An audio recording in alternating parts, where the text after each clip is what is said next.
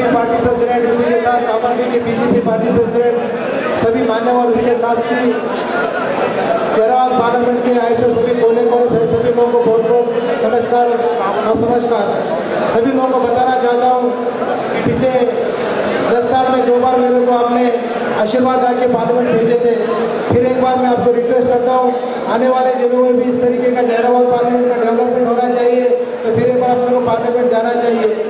अभी सभी लोगों का बोलना है, अब की बार 400 बार, फिर एक पिछले 2 बार आपने मेरे को चुन के देने के बाद मैं तेलंगाना का साथ साथ ही अपने जयराबाद पार्लियामेंट के लिए बहुत सारे रोड्स होने दो, रेलवेज होने दो, डुअल बंस होने दो, केंद्रीय विद्यालय होने दो, इंडस्ट्रीज होने दो, उसके लिए बहुत सारे सेंट्रल गवर्नमेंट से फंड लेके ये काम करने का काम केस है। उसके बावजूद भी जयराबाद पार्लियामेंट एक बैकवर्ड पार्लियामेंट होने की वजह से और बहुत सारे काम पेंडिंग है, और पेंडिंग काम पूरा करने वालों तो फिर एक बार दिल्ली जाके काम पूरा करना जरूरी है। डेफिनेटली आने वाले दिनों में भी एक एक काम करके पूरा करेंगे। हमारे तेलंगाना में ओबीसी के लिए बहुत लोगों की रिक्वायरमेंट है, मराठा कम्युनिटी है, लिंगायत कम्युनिटी है, उसके अलावा 25 कम्युनिटी भी ओबीसी के इंतजार में। डेफिनेटली पिछले 10 साल में ओबीसी के लिए हम लोगों ने बहुत कोशिश किए थे, सब काम हो गया, अभी वो मिनिस्ट्री में पेंडिंग है। आने वाले सरकार में वो काम हम जरूर करेंगे, ऐसा सभी हमारे ओबीसी के लगने वाले लोगों को मैं बताना चाहता हूँ। आने वाले दिनों में भी इससे भी ज़्यादा डेवलपमेंट हम जरूर करेंगे, क्योंकि सरकार बीजेपी की रहने वाली है और अपनी बीजेपी की से पार्लियामेंट रहने के बाद और जिससे ज़्यादा काम करने का अपने को मौका मिलने वाला है। अभी अभी हमारे पीयूष गोयल साहब ने बताया, जैसा पिछले 10 साल में मोदी साहब ने बहुत सारे फ्लैगशिप प्रोग्राम करके भारत देश के आखिरी आदमी तक सब सेवाएं देने का काम किया। इसलिए मैं आप सबकी तरफ से, तेलंगाना की प्रजा की तरफ से उनको धन्यवाद देना चाहता हूँ। डेफिनेटली हमारा भारत देश दुनिया में एक अच्छा देश बोल के माना जाता है, भारत देश को विश्व गुरु बोल के माना जाता है। अभी बताया जैसा आने वाले दिनों में हमारा जो इकोनॉमी है थर्ड इकोनॉमी बनने जाने वाला है। हमारा जीडीपी भी सबसे अच्छा जीडीपी है। उसके साथ साथ ही हमारे बहुत सारे सबका साथ सबका विकास सबका सहवास का नारा लेके सभी लोगों के लिए काम करने का नरेंद्र मोदी जी ने काम किया। इसलिए सभी लोग चाहते हैं कि और एक बार मोदी जी फिर से प्राइम मिनिस्टर बने और भारत देश की सेवा करें और बचे से लोगों के लिए और भी अलग अलग सेवाएं करके उनका योगदान देने का लिए लोग चाहते हैं। डेफिनेटली अभी का मैनिफेस्टो देखेंगे तो तेलंगाना का मैनिफेस्टो पूरे का पूरा गरीब लोगों के लिए, वंचित लोगों के लिए, दलित लोगों के लिए और अनएम्प्लॉयमेंट लोगों के लिए बनाए से इस तरीके का मैनिफेस्टो लेके हम लोगों ने आज आपके सामने आए से मेरे को पूरा भरोसा है। आज उसको आपके बारे में बोलने की जरूरत नहीं, क्यों बोले तो आपको सबको पता है हमने सेंट्रल गवर्नमेंट जैसे ज़्यादा से ज़्यादा फंड्स लेके आके जयराबाद पार्लियामेंट का होने तो तेलंगाना का डेवलपमेंट करने का काम जरूर किए। इसमें आने वाले दिनों में इससे ज़्यादा काम करने का सबको भरोसा देना चाहता हूँ और सभी लोगों को और एक बार धन्यवाद देना चाहता हूँ। जय श्री राम। ఇప్పుడు మన vote of thanks Hindu tiger Chikoti Praveen जय जय श्री राम। मेरे मित्र के लोकप्रिय उम्मीदवार जिनको प्रचंड बहुमत से आपको जिता के लेके आना है, मोदी जी के सिपाही के रूप में जो देश की सेवा करेंगे, तेलंगाना की सेवा करेंगे, आप सबकी सेवा करेंगे, ऐसे कर्मठ, मेहनती, ईमानदार समाज सेवक बीबी पाटिल जी को मैं बहुत बहुत शुभकामनाएं देता हूँ।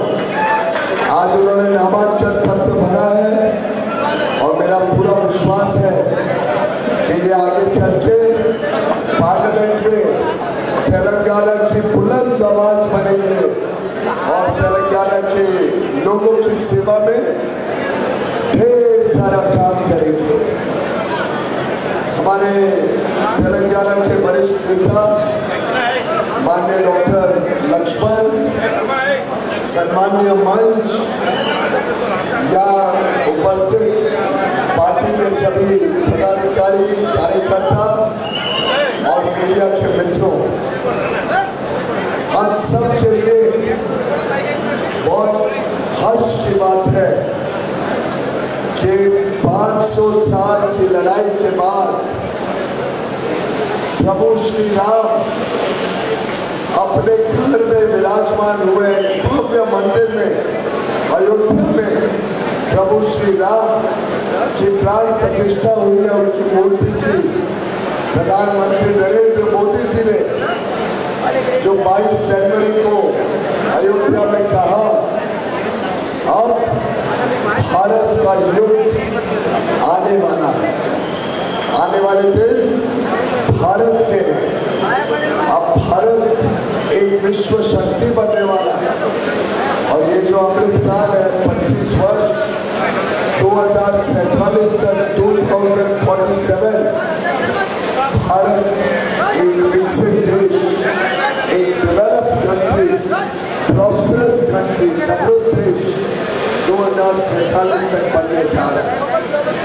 प्रधानमंत्री मोदी जी के नेतृत्व में गत 10 वर्षों में ढेर सारी योजनाएं, गरीब कल्याण की योजनाएं, नारी शक्ति को सम्मान देने की, उनको मौका देने की कि वो अपना काम कर सके और हमारे अन्नदाता, हमारे किसानों को एक उज्जवल भविष्य देने के लिए प्रधानमंत्री नरेंद्र मोदी ने 10 वर्ष आया।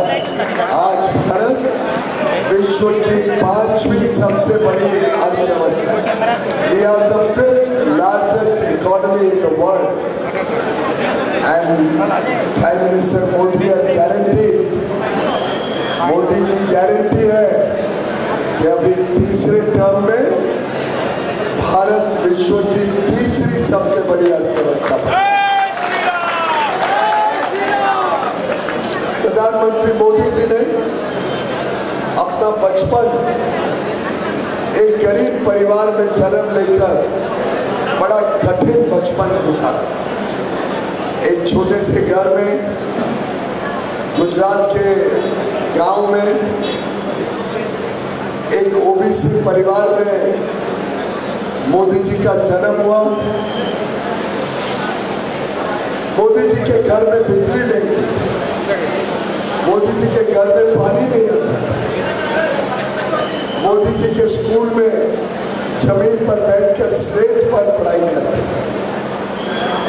माँ सुबह से रात तक चूल्हे पर भोजन पकाती थी और दिन भर वो चूल्हे का धुआं माँ के शरीर में जाता था। पानी के लिए, नहाने धोने के लिए नरेंद्र मोदी जी को दूर एक नदी पे जाना पड़ा। स्कूल की किताबें नहीं होने की वजह से और उसके लिए पैसा नहीं था, तो मोदी जी वाटनगर रेलवे स्टेशन में, जहाँ पे उनके पिताजी एक छोटी सी चाय की दुकान चलाते थे, मोदी जी वहाँ जाके केटल में चाय लेकर रेलवे के यात्रियों को चाय बेचकर 2 पैसा कमाते थे, उससे स्कूल की किताबें खरीदते थे। बचपन में ही मोदी जी का ये जो संवेदनशील व्यक्तित्व है, ये जो समाज के प्रति उनके दिल में दर्द है, जो गरीब है, जो वंचित है, जो शोषित है, जो पीड़ित है, जिसके पास और कोई साधन नहीं, ऐसे लोगों की चिंता अगर कोई करता है तो वो प्रधानमंत्री नरेंद्र मोदी उनकी चिंता करता है। जिसको कोई नहीं पूछता, जिस वर्ग को, जिस व्यक्ति को कोई पूछता नहीं है, जो गरीब और वंचित पीड़ित व्यक्ति की कोई चिंता नहीं करता, कोई पूछता नहीं, ऐसे समाज, ऐसे व्यक्ति को मोदी पूजा करता है, पूजता है। और मोदी जी ने 10 वर्षों में चाहे वो 80 करोड़ गरीबों को, निम्न मध्यम वर्ग लोगों को मुफ्त में अनाज देने का काम हो, या 55 करोड़ गरीब और निम्न मध्यम वर्ग लोगों को मुफ्त में आयुष्मान भारत से हेल्थ, स्वास्थ्य की सेवा देने का काम। आज मोदी जी के 10 साल के शासन में 4 करोड़ गरीब से गरीब परिवारों को मुफ्त में अपना पक्का घर मिला है, पक्का घर जिसमें बिजली भी है, गैस का कनेक्शन भी है, नल से जल भी है, डिजिटल कनेक्शन भी है, शौचालय टॉयलेट भी है। एक लगभग 20 करोड़ लोगों के जीवन को बदलने वाला काम 4 करोड़ घर बनाकर मोदी जी ने किया है। मोदी जी ने पूरे देश में उज्ज्वला योजना से हर गरीब के घर तक गैस का कनेक्शन पहुंचे, उनको एलपीजी सिलेंडर पहुंचे, नल से जल पहुंचाने का काम किया। सभी के घरों में अब नलके से घर में पानी पहुंचेगा। पहले 3 करोड़ थे 2014 में, उसको 13 करोड़ बढ़ा दिया है और आगे आने वाले 2-2.5 साल में देश के हर घर तक नल से जल पहुंचेगा। मित्रों, ये सब काम मोदी जी ने उस वर्ग के लिए किया जिसकी कभी भी पहले इतनी चिंता नहीं की।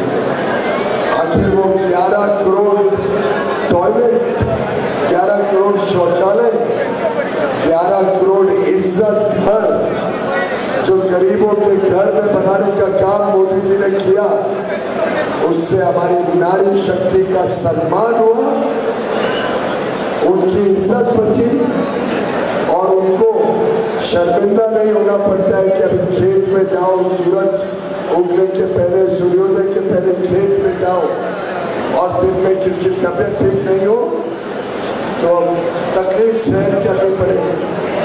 ये मजबूरी से हमारी माता बहनें बेटियों को मुक्त किया है।